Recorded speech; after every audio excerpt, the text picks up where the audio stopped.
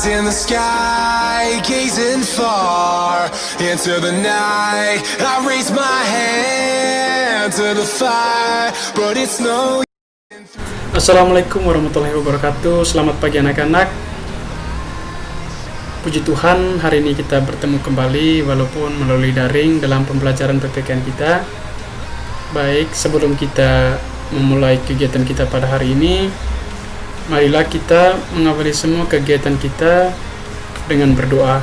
Mari kita berdoa menurut agama dan keyakinan kita masing-masing. Berdoa dipersilakan. Berdoa selesai. Baik anak-anak, hari ini kita akan membahas tentang kedaulatan Negara Kesatuan Republik Indonesia. Jadi pada bab ketiga ini kita akan membahas dua pokok bahasan. Yang pertama, kita membahas tentang hakikat dan teori kedaulatan. Satu, pengertian kedaulatan. Jadi anak-anak, kata kedaulatan itu berasal dari bahasa Arab ya. Jadi yaitu daulah. Artinya kekuasaan tertinggi. Jadi menurut salah satu pendapat para ahli dari Prancis, John Bodin, dia mengatakan bahwa kedaulatan itu memiliki 4 sifat pokok. Yang pertama asli, permanen, tunggal, dan tidak terbatas. Kemudian yang kedua, teori kedaulatan. Jadi teori kedaulatan di sini ada 5. Yang pertama, teori kedaulatan Tuhan. Yang kedua, teori kedaulatan raja. Yang ketiga, teori kedaulatan negara. Yang keempat, teori kedaulatan hukum. Dan yang kelima, teori kedaulatan rakyat. Jadi teori kedaulatan Tuhan di sini artinya bahwa dalam suatu pemerintahan atau negara menganggap bahwa kekuasaan tertinggi adalah Tuhan, atau kekuasaan tertinggi itu berada di tangan Tuhan. Kemudian teori kedaulatan raja. Teori kedaulatan raja artinya dalam suatu negara atau pemerintahan, rajalah yang menjadi pemegang kekuasaan tertinggi. Bahkan raja itu berada di atas konstitusi. Jadi raja di sini walaupun tidak mengikuti aturan atau perundang-undangan yang berlaku di situ, di negara itu, tetapi karena dia merupakan kekuasaan tertinggi, jadi dia merupakan raja atau kekuasaan tertinggi dalam suatu negara itu ya. Dia biasa juga dikatakan sebagai tangan kanan Tuhan di dunia. Yang keempat, teori kedaulatan hukum. Yang ketiga, teori kedaulatan negara. Jadi teori kedaulatan negara ini artinya bahwa negara adalah kekuasaan tertinggi. Kemudian teori kedaulatan hukum. Teori kedaulatan hukum ini artinya bahwa dalam suatu negara atau pemerintahan, hukumlah yang menjadi pedoman atau kekuasaan tertinggi. Jadi dalam menjalankan suatu pemerintahan, yang menjadi pedoman adalah hukum. Kemudian teori kedaulatan rakyat. Teori kedaulatan rakyat ini artinya bahwa dalam suatu pemerintahan atau negara, rakyatlah yang menjadi kekuasaan tertinggi atau pemegang kekuasaan tertinggi adalah rakyat. Jadi yang memilih pemerintah adalah rakyat itu sendiri.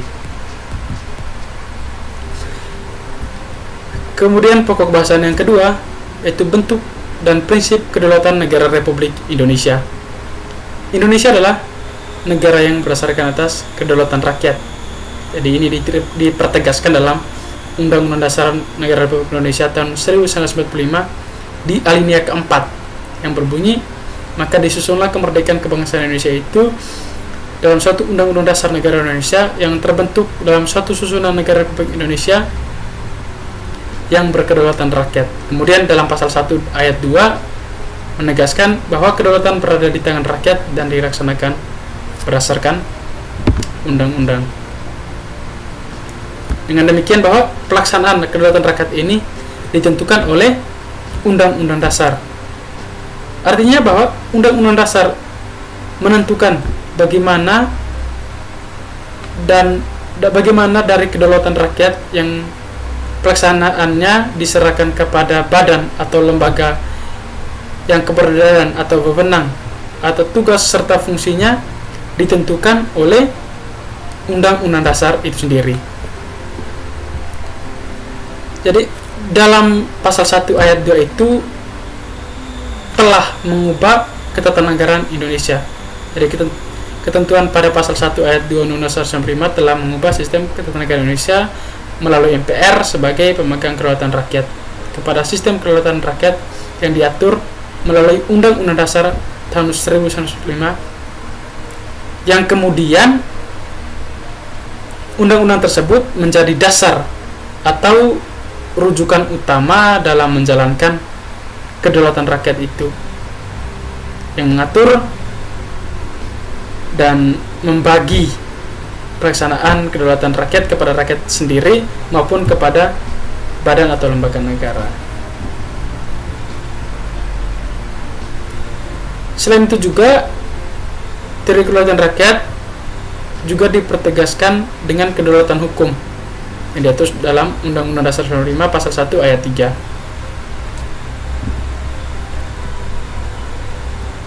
Maka dari penjelasan yang sudah disampaikan bahwa prinsip-prinsip kedaulatan rakyat negara Republik Indonesia adalah, yang pertama, negara Indonesia adalah negara kesatuan yang berbentuk republik. Yang kedua, kedaulatan berada di tangan rakyat dan dilaksanakan menurut undang-undang. Yang ketiga, negara Indonesia adalah negara hukum. Yang keempat, presiden tidak dapat membekukan dan atau membubarkan Dewan Perwakilan Rakyat atau DPR. Yang kelima, menteri-menteri diangkat dan diberhentikan oleh presiden. Dan yang terakhir, MPR hanya dapat memberhentikan presiden dan atau wakil presiden dalam masa jabatannya menurut undang-undang. Jadi seperti itu ya. Kemudian menurut Budiarjo pada tahun 2003, dia mengemukakan sejumlah syarat dasar untuk terselenggaranya pemerintah yang demokratis. Jadi di bawah rule of law. Yang pertama, perlindungan konstitusi. Yang kedua, badan kehakiman. Yang ketiga, pemilihan umum yang bebas. Keempat, kebebasan untuk menyatakan pendapat. Kemudian kebebasan untuk berserikat dan atau berorganisasi dan beroposisi. Dan yang terakhir, pendidikan kewarganegaraan. Jadi dalam demokrasi Pancasila yang merupakan demokrasi yang sesuai dengan bangsa Indonesia, di mana asas atau prinsip utama demokrasi Pancasila itu pengambilan keputusan melalui musyawarah mufakat. Jadi dalam demokrasi Pancasila ini prinsip utamanya yaitu dalam suatu pengambilan keputusan harus melalui musyawarah mufakat. Jadi mufakat itu harus bersumberkan inti kerakyatan yang dipimpin oleh hikmat kebijaksanaan dalam perhelatan perwakilan. Artinya apa? Bahwa pengambilan keputusan harus berdasarkan kehendak rakyat melalui hikmat kebijaksanaan. Jadi bagaimana cara mengemukakan hikmat kebijaksanaan? Jadi caranya harus berdasarkan dengan akal sehat serta hati nurani kita yang luhur, dan perlu mempertimbangkan persatuan dan kesatuan bangsa serta kepentingan rakyat. Jadi keputusan yang diambil dalam musyawarah ini harus dapat dipertanggungjawabkan secara moral kepada Tuhan. Nilai lebih dari demokrasi Pancasila adalah adanya penghargaan terhadap hak asasi manusia dan hak mayoritas. Jadi demokrasi Pancasila ini tidak mengenal demokrasi mayoritas ataupun tirani minoritas. Pelaksanaan demokrasi di Indonesia itu sendiri dilakukan dengan dua cara ya, yaitu langsung dan tidak langsung. Jadi contoh dari demokrasi langsung ini adalah pemilihan presiden dan wakil presiden, pemilihan kepala daerah maupun kepala desa. Sementara demokrasi tidak langsung, adanya lembaga perwakilan rakyat yang bertugas untuk menyampaikan aspirasi rakyat yang biasa disebut dengan DPR. Kemudian pemilihan umum merupakan bentuk perwujudan dari kedaulatan rakyat dan demokrasi. Jadi pemilihan umum merupakan bentuk perwujudan nyata dari kedaulatan rakyat dan demokrasi. Jadi pemilihan umum itu sendiri sebagai sarana dalam mewujudkan kedaulatan dan demokrasi yang dilaksanakan berdasarkan asas langsung, umum, bebas, rahasia, jujur, dan adil. Jadi langsung di sini artinya rakyat sebagai pemilih punya hak untuk memilih sesuai dengan hati nuraninya atau sesuai dengan kehendaknya. Umum artinya bahwa semua warga negara yang telah memenuhi syarat dengan peraturan perundang-undangan berhak mengikuti pemilu. Jadi syarat dalam pemilu di Indonesia itu sendiri harus sudah punya KTP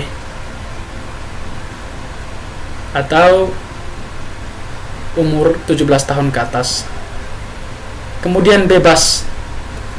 Bebas artinya memiliki makna bahwa semua warga negara yang telah memiliki hak dan dalam pemilu punya kebebasan untuk menentukan atau memilih siapa yang mereka mau pilih tanpa adanya tekanan atau paksaan dari pihak lain. Kemudian rahasia. Rahasia memberikan jaminan bahwa para pemilih yang melaksanakan kehendak haknya dijamin pilihannya tidak akan diketahui oleh siapapun. Jadi dalam pemilihan ini pemilih harus rahasia. Siapa yang dipilihnya tidak boleh diketahui sama orang lain. Kemudian jujur. Jujur artinya dalam suatu penyelenggara pemilu, pemilih, aparat pemerintahan atau yang lainnya harus jujur. Dan yang terakhir adalah adil. Baik anak-anak, sekian materi kita hari ini. Semoga bermanfaat untuk kita semua. Saya akhiri. Wassalamualaikum warahmatullahi wabarakatuh.